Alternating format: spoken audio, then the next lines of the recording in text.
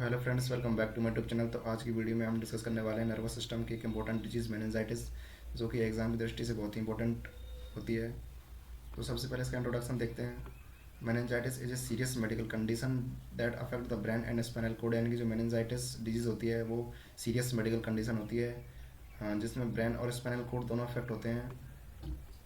If not treated on time it can become life threatening. यानी कि यदि इसको टाइम रहते ट्रीट नहीं किया जाता है तो ये लाइफ थ्रेटनिंग भी बन सकती है।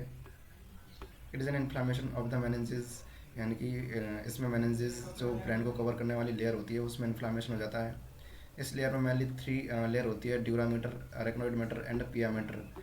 जो ड्यूरामीटर होती है वो सबसे आउटर लेयर होती है और सबसे हार्ड होती है, जो कि ब्रेन को कवर करती है, ब्रेन और स्पाइनल कोड को कवर करती है। सेकंड लेयर होती है एरेक्नोइड मैटर, जो कि मिडिल लेयर होती है। एंड लास्ट है पिया मैटर, जो कि मेनिंजेस की लास्ट इनर लेयर होती है, जो कि ब्रेन से चिपकी हुई रहती है।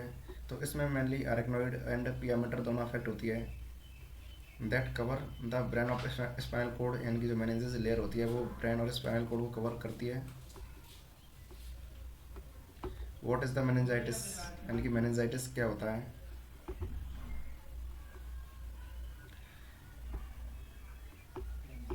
Meningitis inflammation of the meninges due to infection और अदर कॉजेज। यानी कि जो इन्फेक्शन या फिर अदर कॉजेज के कारण मेनिंजेस लेयर होती है उसमें इन्फ्लामेशन हो जाता है, तो उसी को मेनिंजाइटिस बोलते हैं। The body react with an inflammatory response causing swelling and symptoms. यानी कि इन्फ्लामेशन के रिगार्डिंग में जो बॉडी रिएक्ट करती है उसमें स्वेलिंग और सिम्टम्स देखने को मिलता है। अब देखते हैं इसका कॉजेज, यानी कि कॉज क्या है इसका। तो इसमें bacteria, virus, fungi, parasite and rarely non infectious irritant, जैसे कि कॉन्ट्रास्ट डाइट ड्यू टू माइलोग्राम। यानी मेनिंजेस को कॉज करने वाले कारक होते हैं बैक्टीरिया, वायरस, फंगाई और पैरासाइट। रेयरली रूप से नॉन इन्फेक्शियस इरिटेंट भी होते हैं, जैसे कि माइलोग्राम में कॉन्ट्रास्ट डाई यूज़ करने के द्वारा भी मेनिंजाइटिस हो सकता है। अब आता है type of the meningitis. Meningitis के कौन कौन से टाइप होते हैं। तो सबसे पहले आता है बैक्टीरियल मेनिंजाइटिस। यानी कि कौन कौन से बैक्टीरिया जो मेनिंजाइटिस कॉज करते हैं। इसमें देखने को मिलता है streptococcus pneumoniae, group B streptococcus, Neisseria. तो ये कुछ बैक्टीरिया है जो कि मेनिंजाइटिस कॉज करते हैं। Very serious and life threatening. यानी कि जो बैक्टीरियल मेनिंजाइटिस होता है वो वेरी सीरियस और लाइफ थ्रेटनिंग होता है। Need urgent medical treatment. यानी कि इसमें अर्जेंट मेडिकल ट्रीटमेंट की आवश्यकता होती है। सेकंड टाइप है इसका फंगल मेनिंजाइटिस। यानी कि कौन कौन से फंगस है जो मेनिंजाइटिस कॉज करते हैं। जिसमें सबसे पहले आता है क्रिप्टोकोकस एंड स्टोप्लाज्मा। यानी कि ये फंगस होते हैं जो मेनिंजाइटिस कॉज करते हैं। More common in diabetes mellitus and cancer HIV infection. यानी कि जो फंगल मेनिंजाइटिस होता है वो पेशेंट को देखने को मिलता है, जैसे कि डायबिटीज़ मेलाइटिस, कैंसर हुआ, HIV यानी कि human immune deficiency virus.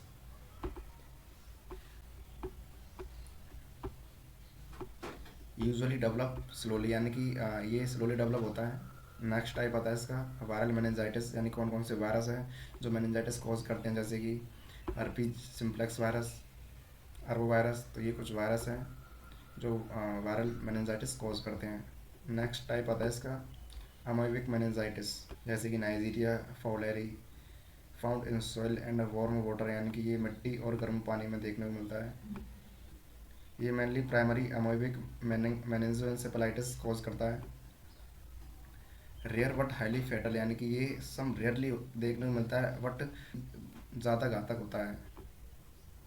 Next type है parasitic meningitis, caused by different parasite. यानी कि इसमें अलग अलग पैरासाइट देखने को मिलते हैं। Affect brain and nervous system, जो कि ब्रेन और नर्वस सिस्टम दोनों को अफेक्ट करते हैं। नेक्स्ट टाइप है इसका नॉन इन्फेक्शियस मेनिंजाइटिस। यानी कि इन्फेक्शन के अलावा भी मेनिंजाइटिस कैसे कॉज होता है। Not split person to person. यानी कि जो इस टाइप का मेनिंजाइटिस है वो एक पर्सन से दूसरे पर्सन में ट्रांसफ़र नहीं होता है, फैलता नहीं है। तो इसमें कौन कौन से कॉज है जिनके कारण नॉन इन्फेक्शियस मेनिंजाइटिस देखने को मिलता है, जैसे कि कैंसर, सिस्टमिक लूपस एरिथेमेटोसस यानी कि ऑटोइम्यून डिजीज़, एंड ब्रेन या हेड सर्जरी। यानी कि जो ब्रेन या हेड सर्जरी के द्वारा भी मेनिंजाइटिस हो सकता है। नेक्स्ट है ईटियोलॉजी ऑफ द मेनिंजाइटिस, यानी कि मेनिंजाइटिस को कॉज करने वाले कौन कौन से कारक होते हैं। इन्फेक्टिव कॉजेज, यानी कि इन्फेक्शन कॉज करने वाले कारक, जैसे कि बैक्टीरिया में जैसे कि streptococcus pneumoniae, group B streptococcus, Neisseria meningitidis. तो ये कुछ बैक्टीरिया हैं जिनके कारण बैक्टीरियल मेनिंजाइटिस होता है। अब आता है वायरस, यानी कौन कौन से वायरस है जो कि मेनिंजाइटिस कॉज करते हैं, जैसे कि enterovirus, varicella zoster virus, Epstein Barr virus, HIV virus, human immunodeficiency virus, herpes simplex virus, influenza virus. तो ये कुछ वायरस है जो कि मेनिंजाइटिस कॉज करते हैं। नेक्स्ट है प्रोटोजोआ या फिर पैरासाइट, यानी कि कौन कौन से पैरासाइट है जो कि मेनिंजाइटिस कॉज करते हैं, जैसे कि टॉक्सोप्लाज्मा, अमीबा। तो ये कुछ पैरासाइट है जो कि मेनिंजाइटिस कॉज करते हैं।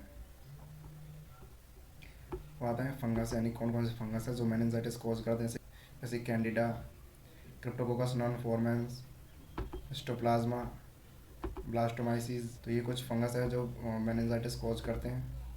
Risk factor of the meningitis, यानी कौन कौन से रिस्क फैक्टर है जिनके कारण मेनिंजाइटिस हो सकता है, जैसे कि intrauterine infection, immunodeficiency, over crowding, यानी कि भीड़ में जाने से भी इन्फेक्शन हो सकता है। ये सभी रिस्क फैक्टर है, यानी कि इनके कारण मेनिंजाइटिस हो सकता है।